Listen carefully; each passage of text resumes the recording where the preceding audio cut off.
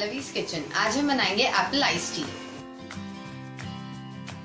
इसके लिए हमें चाहिए 1 स्मॉल एप्पल। इसको हम कट कर लेंगे और इसको हम पील नहीं करेंगे।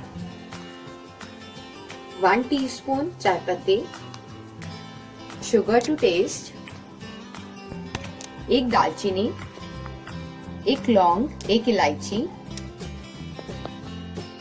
1 teaspoon lemon juice, 1 drop vanilla essence. सबसे पहले हम पैन में एप्पल्स डालेंगे, सिनेमन स्टिक, लौंग और इलायची, चाय पत्ती, चीनी। अब इसमें हम 250 ml पानी डालेंगे। अब इसको हम 3 to 4 मिनट्स के लिए बॉईल करेंगे।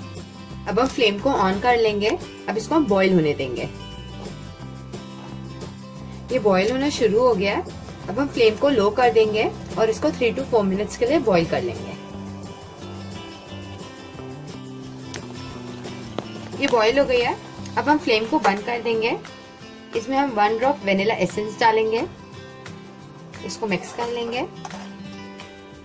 और इसमें लेमन जूस डालेंगे और इसको भी मिक्स कर लेंगे। अब इसको हम छान देंगे।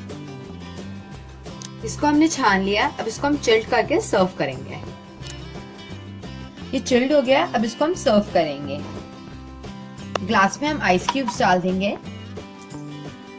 अब इसमें हम एप्पल टी डालेंगे।